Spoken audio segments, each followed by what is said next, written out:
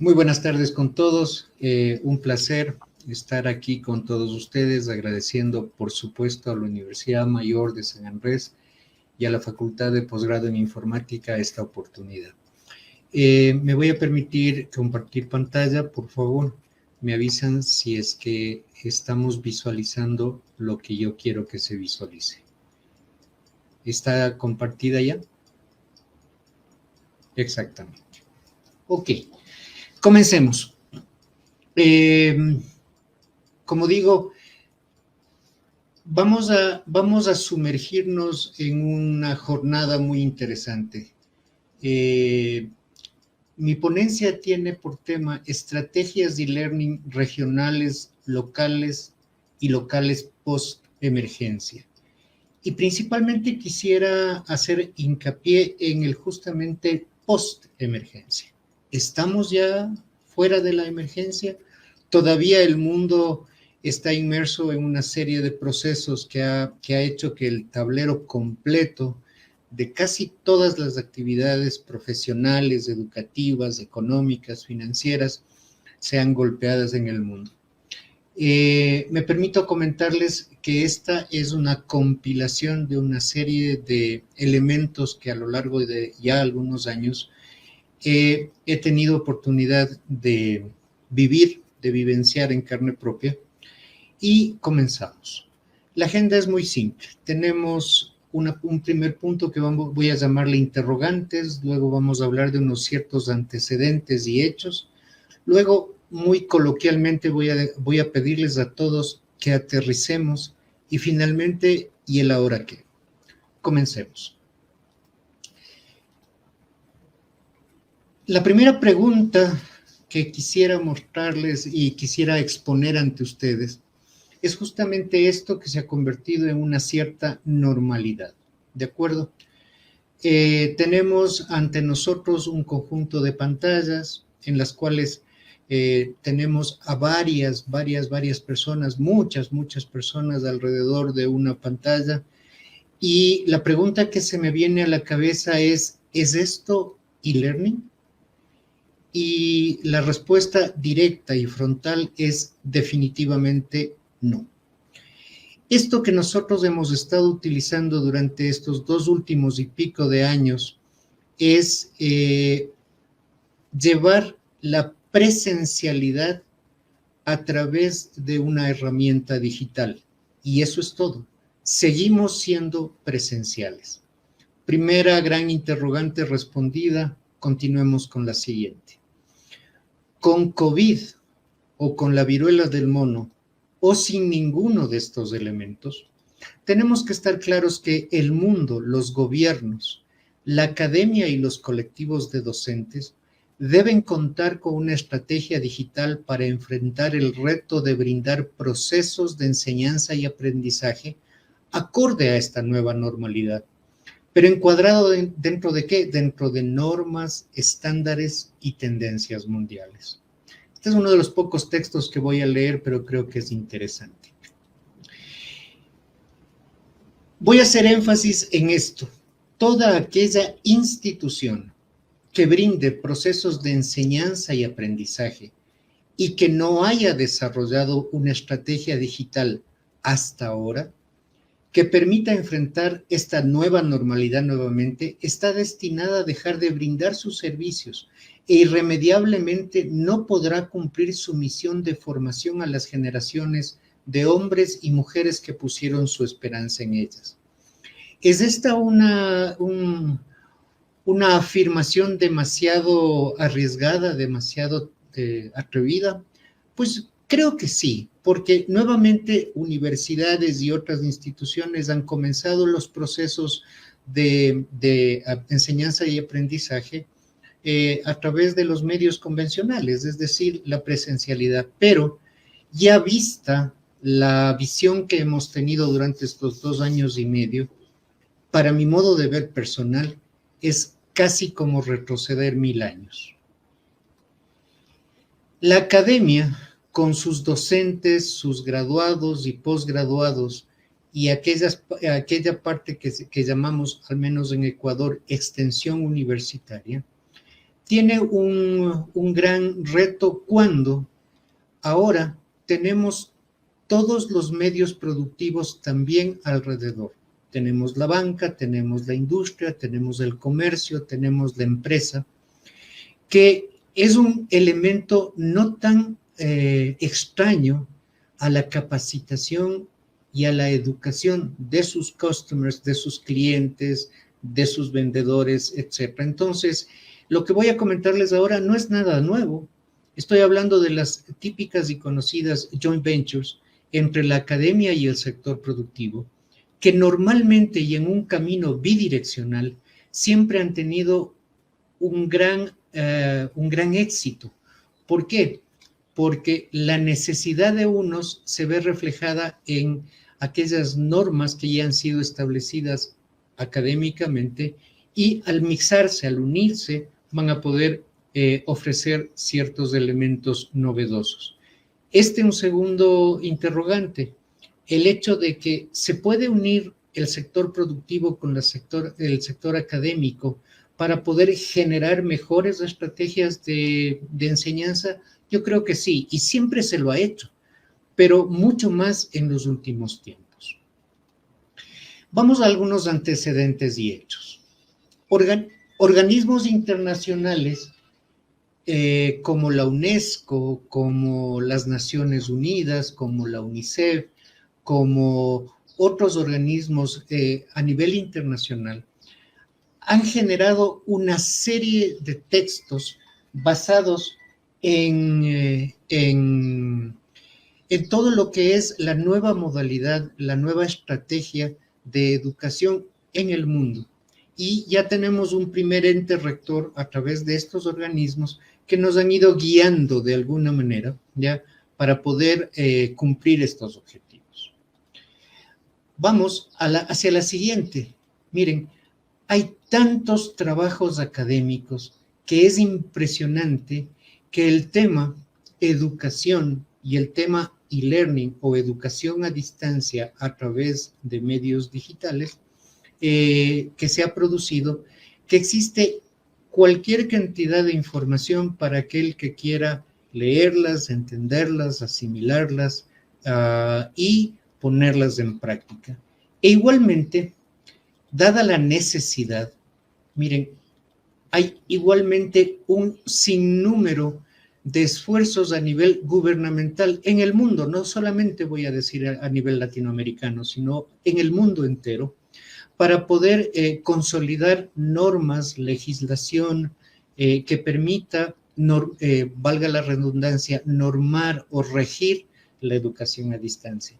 Lastimosamente, y este es el caso del gobierno ecuatoriano o de mi país, del Ecuador, una ley de e-learning se emitió hace como 4 o 5 años atrás, que ya permitía tener un cierto paraguas en las actividades de muchas instituciones que habían estado dando ya este tipo de educación, pero que a los pocos años en realidad, se derogó esta ley. ¿Por qué? Porque no cubría ni estaba direccionada hacia esta nueva frontera de la educación. Y hubo que retroceder, y entiendo que en muchos países, principalmente de Latinoamérica y algunos países de Europa, ha habido un cierto retroceso en cuanto a normas, porque la dinámica de la forma de enseñar ha cambiado de forma diametral, que no se consolida, que no se compatibiliza entre la norma y la práctica. Igualmente, y esto principalmente para aquellos que como yo somos informáticos, estamos absolutamente embebidos en conocer de índices estadísticos, de gráficos estadísticos, que justamente la doctora Jarge nos mencionaba en la primera ponencia, y estamos tan claros de que hay una serie de índices estadísticos que se estrellan absoluta y totalmente con una condición, principalmente en Latinoamérica, África, ciertos países de Asia, que es la conectividad, ¿ya? Cuando nosotros ponemos a disposición de la comunidad estudiantil a través de la academia una serie de estrategias de educación, ¿ya? Estamos siempre exigiendo de ellos que exista una muy buena conexión a Internet, un muy buen equipo de computación, etcétera, etcétera, etcétera. Y en Latinoamérica, al menos, la conectividad es una de las fallas constantes de nuestra realidad, ¿ya? Eso hace que en muchas ocasiones, yo personalmente, y esta es una de las reflexiones que lo hice ya hace algún tiempo atrás, era, ¿por qué no volver a ciertas prácticas que eventualmente nos alejan, sí, de la tecnología, vista como una herramienta, no como un fin, y más bien retomamos cosas como, no sé, la radioescuela o la educación a través de documentos, etcétera, etcétera. Pero me estaría de alguna manera contradiciendo con eso de que no vamos al paso de los tiempos. Pues sí, pero este elemento que se denomina conectividad principalmente es uno de los puntos neurálgicos por los cuales cualquier esfuerzo o muchos de los esfuerzos que se han hecho no hayan tenido el éxito que deberían tener. A tomar en cuenta. En este caso me voy a centrar en algunas estadísticas y algunos índices que han sido publicados en muchos portales de gran prestigio. Por ejemplo, voy a comentarles que 9 de cada 10 profesores informan problemas de resolución de problemas cuando se trata de tecnología de aprendizaje en línea. Nuevamente, se compatibiliza con lo que yo acabo de decir, ¿ya? Mis estudiantes o yo mismo como docente no tengo la estrategia digital en hardware, en software, para poder brindar lo que se supone que debería estar dando. Me voy a poner en otro de estos elementos que dice, por ejemplo, el mercado mundial del e-learning crecerá hasta los 325 billones de dólares en el 2025. La fuente es Forbes. Eso indica que la empresa, nuevamente la pongo en primera instancia y en primera persona, la empresa ha considerado que ese es un nicho de negocio muy interesante y ha desarrollado una serie de soluciones que valen la pena y que para ellos les va a valer 325 billones de dólares en el 2025. Otro punto que me gustaría considerar es ese de que dice que el 70% de los estudiantes están de acuerdo en que las clases en línea son mejores que los entornos tradicionales del aula, ¿ya? 70% es un porcentaje altísimo, ¿ya? Eso implica ¿qué cosa? Primero, que los estudiantes en este momento tienen una visión millennial, tal como se les conoce, o más aún centennials, ¿ya? Y que nosotros, los migrantes digitales, tenemos que darles a esa población que está ávida de aprendizaje, ávida de conocimiento, estrategias que ellos entiendan y sepan comprender. El último hecho que me voy a poner en consideración es algo que también golpea y golpea duro. Dice, el mercado del e-learning tiene actualmente más de 23 años de edad, ¿ya?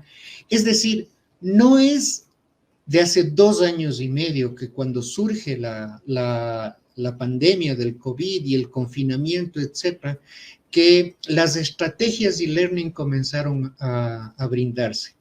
Yo me pertenezco a una institución de gran prestigio que voy a mencionar en lo posterior, que tiene más de 16 años de estar en este esfuerzo del día a día para poder brindar los servicios de educación y aprendizaje a través del e-learning, 100% virtual. Voy a continuar con el siguiente tema de la agenda que decía algo así como que aterricemos.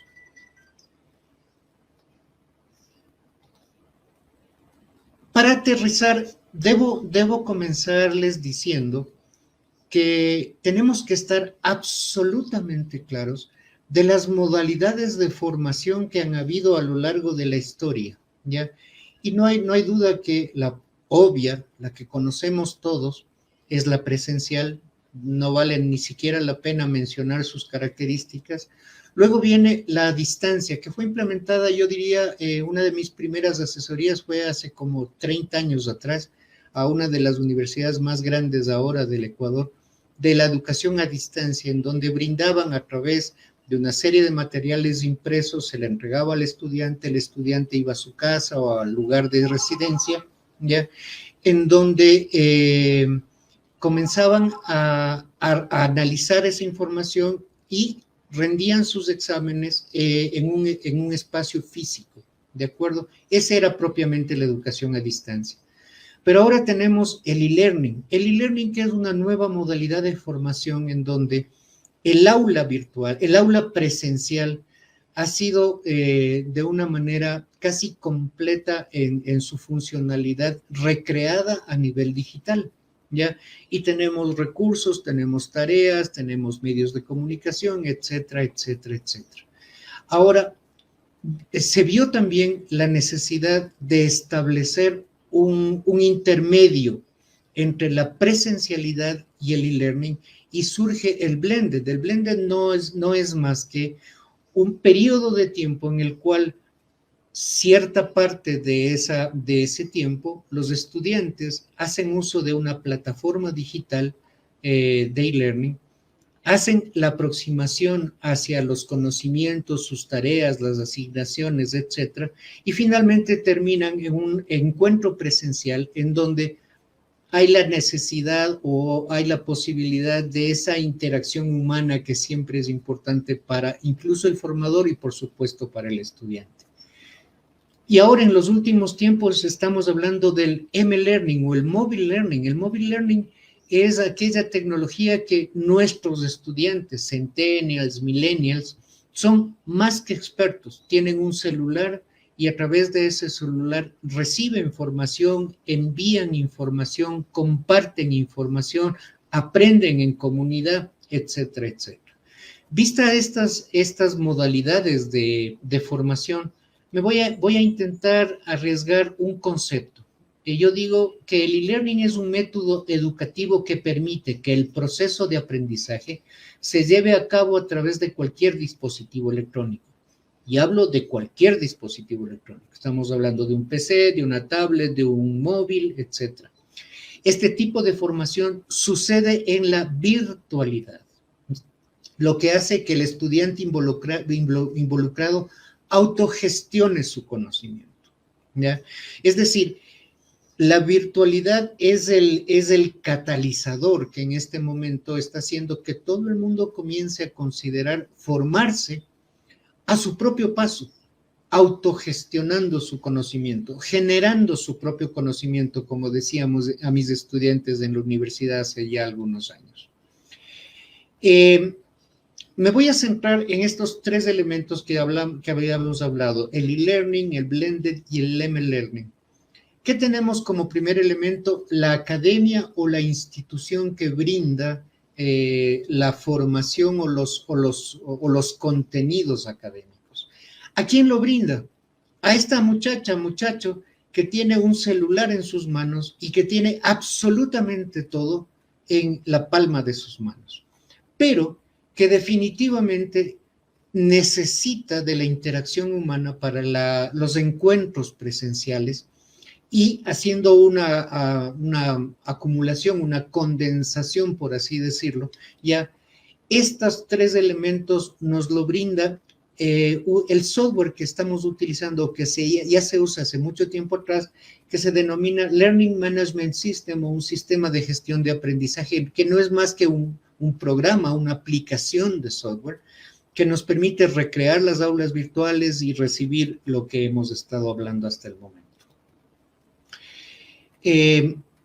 Pero previo a ese mundo idealista, como digo, estoy yendo de lo macro a lo micro, tenemos que estar claros que al interior del alma mater, que en este momento, como digo, bien puede ser una universidad, un colegio, una escuela de posgrado, de doctorado, un instituto de formación una empresa privada que brinda y tiene dentro de su core business la capacitación, el elemento capacitación importante, debe tener estos 4 elementos. El primero se llama el complejo educativo virtual. El segundo es un departamento de educación en línea o DEL. ¿Ya? El tercero es un centro de interacción virtual. Y por último, aterrizamos en la comunidad de aprendizaje.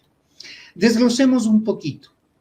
El complejo educativo virtual está formado por varios elementos. El portal educativo, las plataformas virtuales, un elemento supremamente importante para nosotros docentes es la capacitación docente y posteriormente terminamos con lo que es la comunicación interna. Rápidamente voy a pasar a lo que es o debería ser el portal académico. El portal académico, ¿qué es lo que nos da? Nos da presencia digital, nos da información actualizada, nos permite una eficacia en la respuesta, nos da velocidad de carga alrededor de una imagen corporativa. Es lo que casi todas las instituciones, digo casi porque no todas la tienen, pero casi todas tienen su portal educativo. En cuanto a lo que son las plataformas de e-learning, probablemente aquí voy a discrepar con muchos de mis colegas que dicen que una es mejor que la otra. Yo digo que todas sirven para lo mismo y para ello tenemos Canvas, Forma LMS, Edmodo, Moodle, Camilo, Atutor, Blackboard, etc. Todas estas plataformas virtuales son aquellas que nos permiten brindar esa formación de e-learning o a distancia a través de plataformas de e-learning en la virtualidad. No voy a reafirmarme 1000% de que no existe plataforma mejor una que otra. Todas brindan lo mismo, todas tienen ciertas funcionalidades, otras adolecen de algunas y otras tienen algunas mejoras, pero todas sirven para lo mismo. Uno de los elementos más importante, definitivamente, si no el más importante, es este de la capacitación docente. No podemos exigir a un docente, sea joven, sea maduro, sea una persona ya entrada en edad, que sin que se le capacite tenga la posibilidad de optar por esta nueva modalidad de enseñanza si no se le da la capacitación, principalmente en el uso correcto de la tecnología en la educación. Repito, no como un fin. La tecnología no es más que una herramienta para lograr el fin.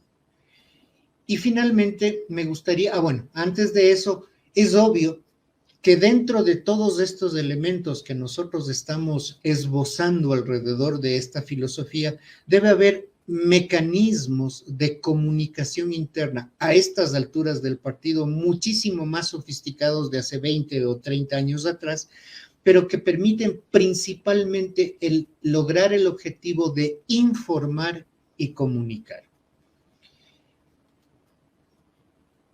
El segundo gran elemento es el que hablábamos con respecto del Departamento de Educación en línea. Aquí ha habido una evolución tremenda, pero no deja de ser la base 3 elementos principales. Un coordinador académico que es el que maneja la parte docente, la de los contenidos académicos, ¿ya? Un responsable técnico, un coordinador técnico que es aquel que instala plataformas, sube plugins, prueba nuevos elementos, nuevos recursos, nuevas tareas, nuevas actividades, etcétera, y que pone a disposición de la población estudiantil y docente un servidor con el mejor uptime posible, etcétera, etcétera, etcétera. Y el último elemento de este Departamento de Educación en línea es el comunicador. El comunicador en términos de 2 elementos, del que permite generar una imagen corporativa y del que también difunde todo lo que la institución está brindando.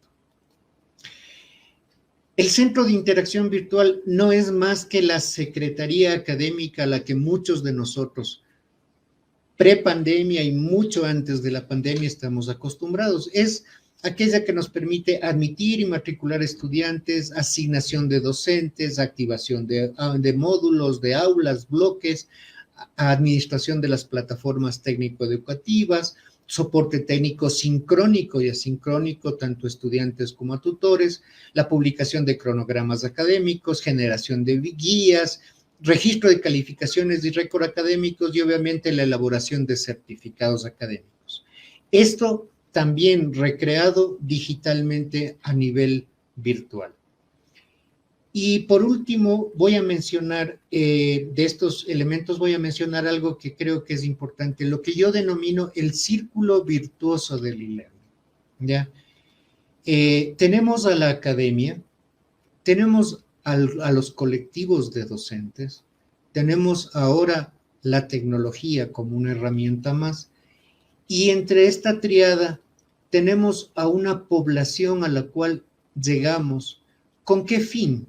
De formar a un grupo de personas, de conformar a un grupo de personas. ¿Pero para qué? Hay dos elementos que son muy claros. Primero, para ser reconocidos mundialmente y obviamente para seguir teniendo el número uno en cuanto a calidad académica. ¿Qué forman todos estos elementos? La comunidad de aprendizaje, pilar fundamental de cualquier esfuerzo a nivel de educación. Voy a aterrizar un poco más y voy a irme más fino. Muchos de nosotros todavía no sabemos qué es un EVA. Un EVA es un entorno virtual de aprendizaje, ¿ya? Es la representación de nuestra aula de clase a nivel digital. Y existen algunos tipos de EVAs. Por ejemplo, tenemos la típica que es la lineal, en donde los recursos están a un clic de un vínculo, ¿ya? Tenemos ahora la iconográfica, ahora que tan acostumbrados están nuestros muchachos a la parte visual, entonces tenemos gráficos, tenemos iconos, cada uno de ellos constituye un vínculo hacia un recurso, etcétera, etcétera. Tenemos un aula metafórica. Las aulas metafóricas han sido un boom en los últimos tiempos, porque incorporan un elemento muy importante en la educación, que es la gamificación. La gamificación nos permite que a través de ciertas tareas, que aparentemente son, voy a decirlo tal como lo dicen muchos colegas, infantiles, ¿ya? El estudiante y el docente se sumerja en una realidad lúdica, ¿ya? Y ya no estamos en un aula directamente que se trata, no sé, de las metodologías ágiles, por ejemplo, sino estamos dentro de un viaje espacial. El tutor, que es el acompañante de este proceso, que es el guía, es el capitán de la nave, y los estudiantes son el primer oficial, el segundo oficial, la tripulación, y se sumergen en una metáfora que nos hace retroceder en el tiempo en términos lúdicos para convertirnos nuevamente en niños, pero con la edad y la madurez que ya tenemos al momento para poder captar aquello que es importante en términos de aprendizaje sin perder la posibilidad de divertirse en el proceso. Les quiero comentar algo, y esto es algo muy importante. Los entornos virtuales de aprendizaje desarrollados en un Learning Management System son al menos un 90% asincrónicos. ¿Qué diferencia tenemos claramente con lo que en este momento se está convirtiendo en un estándar? Todavía le tenemos a un docente que a través de una cámara y una presentación como esta está brindando sus conocimientos, y detrás de esa pantalla tenemos 30, 40, 20 personas ya que están sincrónicamente conectados y tratando de obtener conocimiento de forma sincrónica. Los EVA son al menos un 90% asincrónicos. ¿Qué significa el concepto? Simple, que los recursos del aula van a estar disponibles 24 horas 7. ¿Ya? Eso significa, si el estudiante quiere ingresar a revisar un contenido académico a la madrugada, lo puede hacer. En horas de la mañana lo puede hacer. Al mediodía lo puede hacer. En la noche lo puede hacer. ¿Ya? Siempre va a estar disponible el recurso. Y lo mismo sucede de alguna manera con el tutor. El tutor, para evaluar o calificar o medir cómo va el avance de su grupo, no tiene que estar conectado en sincronía con los 40 o 50 de sus alumnos. Le bastará con ingresar en el tiempo que crea conveniente, a la hora que tenga, que crea que es conveniente, ¿ya? Y evaluar, calificar y retroalimentar. ¿De acuerdo? ¿Qué otros tipos de EVA tenemos? Hay uno que realmente me llama muchísimo la atención, porque este tipo de recursos lo hemos venido usando hace más de 12 años en realidad, desde que yo personalmente tuve el acceso a esto. ¿Cómo se denominan este tipo de aulas? Estas aulas se llaman aulas inmersivas. ¿En dónde se colocan estas aulas? En los metaversos. Miren que Facebook, con su metaverso Meta, en lo absoluto es el creador del concepto y menos de la filosofía que está detrás de un metaverso. Y aquí tenemos un ejemplo, en algún momento este era un video, en este momento es nada más una fotografía, en donde un avatar, que es el tutor o el guía, tiene un auditorio que probablemente podría estar lleno de otros avatares como el mismo y un elemento de ayuda o de apoyo visual en la parte de atrás. Aulas inmersivas que nos permiten tener una experiencia, retomando lo anterior, muy lúdica, pero muy real, ¿ya?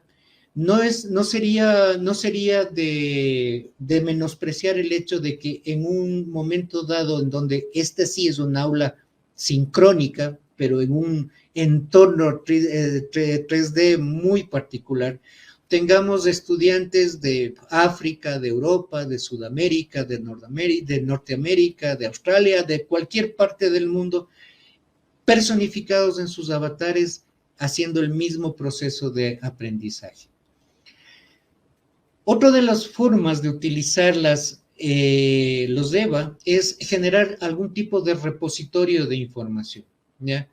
Es un lugar, estas plataformas de estos LMS permiten tener una cierta bodega de recursos gráficos, textuales, auditivos, visuales, etcétera, que en principio podrían denominarse repositorios de información. Y por último, y no menos importante, estos otros cursos que son los cursos online masivos y abiertos o los MOOC.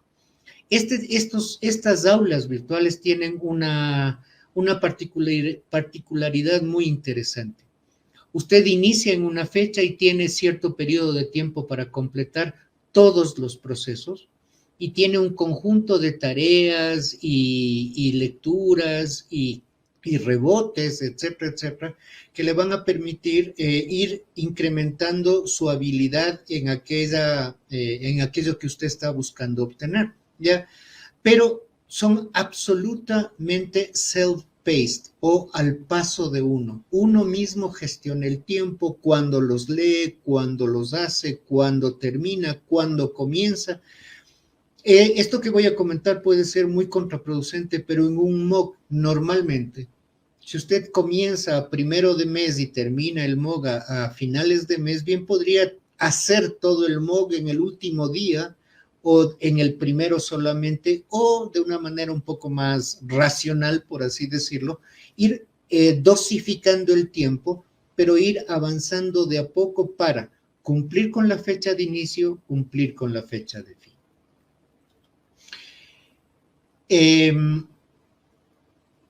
Detrás de toda esta filosofía de aulas virtuales, de la recreación de la presencialidad en la virtualidad, de los tipos de EVA, etcétera, debe haber y existen, por supuesto, muchas metodologías para la creación de objetos de aprendizaje virtuales y entornos virtuales de aprendizaje.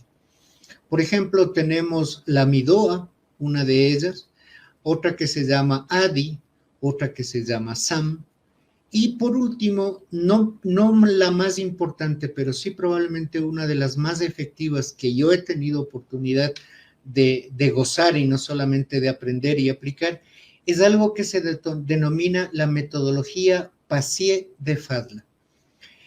Esta metodología, primero voy a mencionar qué es FADLA. FADLA es un organismo, es una ONG virtual 100%, ¿ya?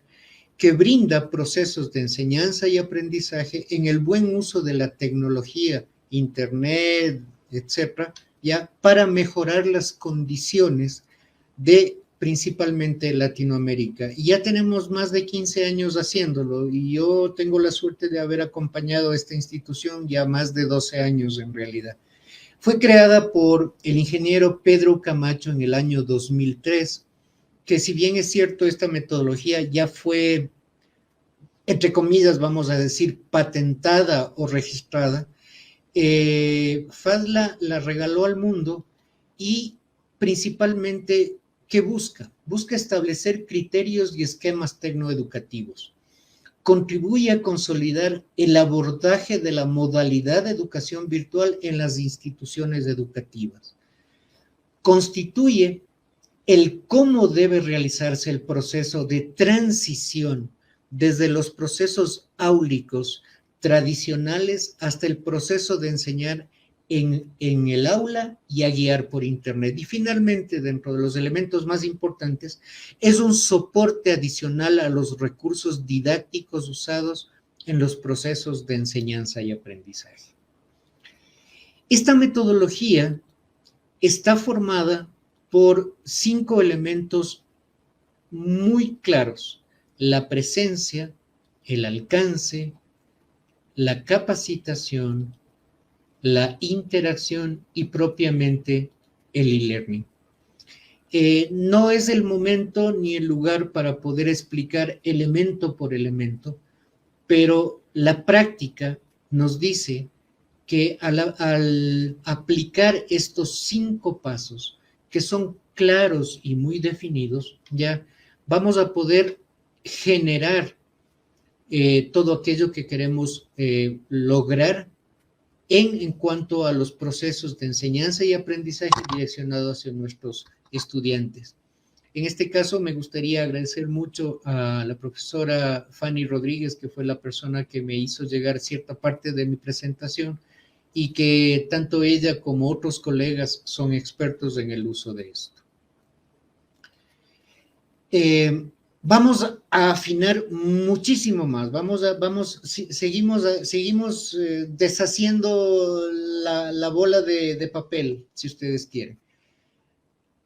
¿Qué es un EVA? Habíamos dicho que es un entorno virtual de aprendizaje, ¿ya? ¿Qué es? Que estos EVA son la representación de un aula, sí señor, pero este EVA debería llevar algún tipo de estructura. Y pues sí, definitivamente bajo estas premisas, cada profesor o tutor define la estructura de su aula porque lleva el orden académico y pedagógico en su área. Un EVA, aquí hay una cierta contraposición, pero no. Se puede aplicar, la estructura de un EVA puede aplicarse en la presencialidad, a distancia, semipresencial o virtual. ¿Por qué? Porque en esta estructura existen varios elementos como son los recursos pedagógicos, que lo usamos en cualquier momento, los elementos de comunicación, hemos dicho que la comunicación es importante, las actividades o asignaciones a desarrollar, consultas a profesor, reglas de clase, normar la interacción entre alumnos y entre alumno y profesor. Ahora, para mostrarles un ejemplo bastante claro, voy a hacer uso de un recurso que también es interesante. Miren, en la estructura de un EVA debería existir algo que nosotros conocemos como bloque PASIE o bloque cero. En este bloque, nosotros vamos a tener varias cosas: una bienvenida al curso, vamos a tener la manera de conocer al tutor, anuncios del tutor, ciertas instrucciones que deben irse dando a lo largo de un proceso, compartir con los estudiantes, por ejemplo, un foro social, una cafetería, un lugar de descanso virtual, ¿ya? Y por supuesto, y algo que recopile ¿Qué es el curso? ¿Qué es lo que vamos a lograr? ¿Ya? Un bloque paseo cero inicial siempre necesario.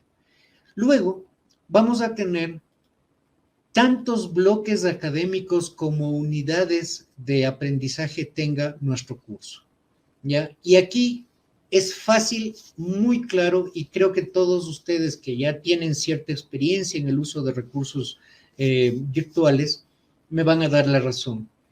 Existe un primer momentum que es el de la exposición del docente, es decir, de alguna manera el docente tiene que poner a consideración de los participantes de ese bloque, de ese curso, perdón, de ese módulo, ya, PDFs, presentaciones en video, audio post, mapas mentales, etcétera, en donde plasme todo el conocimiento que quiere transmitir al estudiante. Un segundo momento de un bloque académico es lo que se denomina el rebote. ¿Qué es el rebote? El rebote es la comprobación por parte del docente o del tutor si el participante leyó, vio, escuchó los recursos que puso a consideración en la exposición. ¿Ya? Eso le va a permitir medir la manera como sus participantes, sus estudiantes están siguiendo la dinámica del curso, ¿ya? Luego viene una opción que se llama construcción.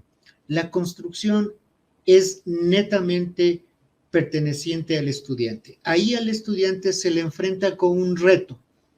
Caballero, una vez que usted ha leído o ha visto o ha escuchado u oído cualquier recurso académico puesto a su disposición, le pedimos que genere un texto, un video, un audio, una presentación, un mapa mental en base a lo que usted aprendió, que luego el tutor va a evaluar y va a permitir calificar, en este caso, cómo de bien fue entendida la parte de exposición, cómo de bien fue respondida la parte de rebote y cómo de bien fue enfrentada la etapa de construcción.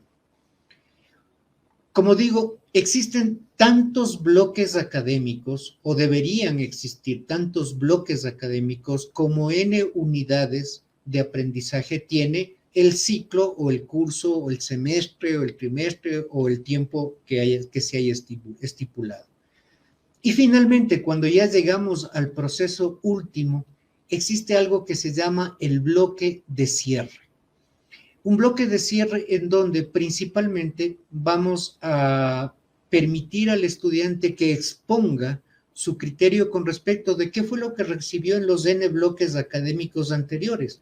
Si el curso estuvo bien desarrollado, si el tutor y las explicaciones que colocó eran suficientes o había cierta falta de esa presencia, ¿ya?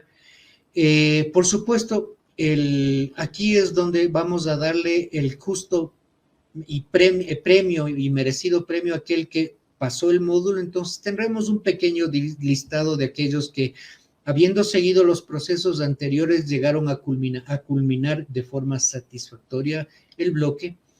Y en términos generales va a haber un otro elemento que nos va a permitir negociar, es decir, mira, si ya llegaste a este punto, tú tienes que darnos información de quién eres, dónde estás, qué es lo que quieres, para poder eventualmente elevarte de nivel y del módulo 1 pasar al módulo 2, al módulo 3 o al módulo de graduación, si es que fuera del caso. ¿De acuerdo?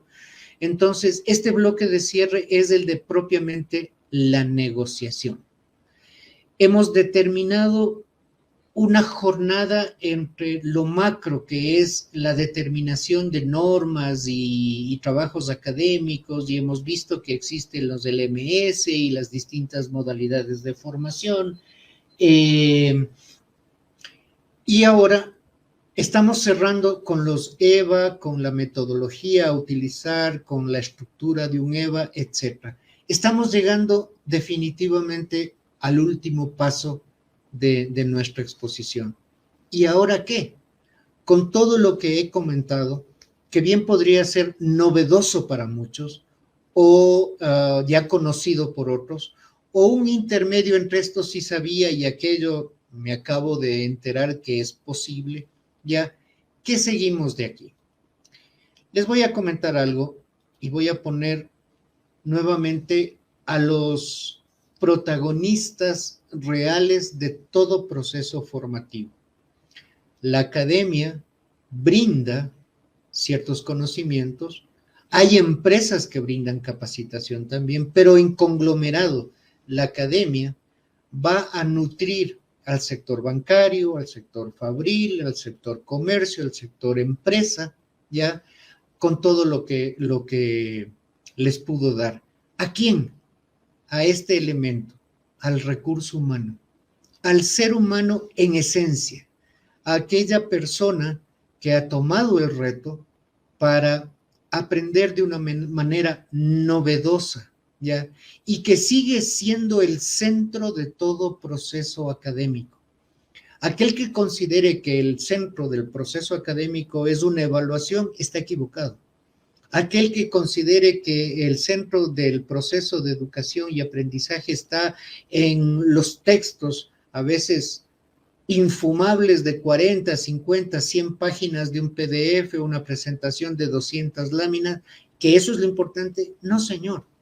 Aquel que considere que las normas o que la propia academia es lo que realmente es lo más importante, a mi juicio, muy personal, están errados. Forman parte de una cadena, pero ¿en dónde está el centro? ¿En dónde está la real, valga la redundancia, realización de todo esto? En las personas, en el recurso humano, en nosotros seres humanos. Finalmente, me gustaría comentarles que procesos como los de investigar, planificar, generar planes prototipo, monitorear los ajustes y principalmente el de tomar una decisión son aquellos que nos van a permitir cumplir con todo, desde el macro hasta el micro, con óptimos resultados. Porque de por medio va a haber tecnología como herramienta y el ser humano y su capacidad innata del sorprenderse todas las veces que pueda. Mi última intervención va nuevamente en torno al concepto de la capacitación.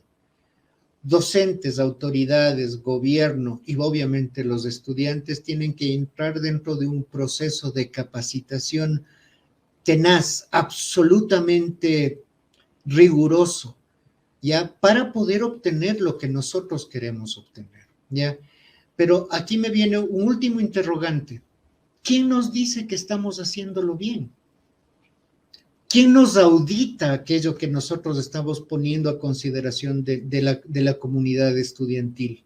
Y más aún, ¿quién nos certifica que lo que estamos haciendo, auditoría pasó control y nos pone un sello verde, por así decirlo, que diga, lo están haciendo bien? Estos son dos interrogantes, principalmente los dos últimos, el de auditoría y certificación, que debería ser tomado en cuenta por un conjunto de instituciones, unirse alrededor de él y eventualmente pedir ayuda para ser auditados y certificar sus aulas a través de las cuales están brindando capacitación.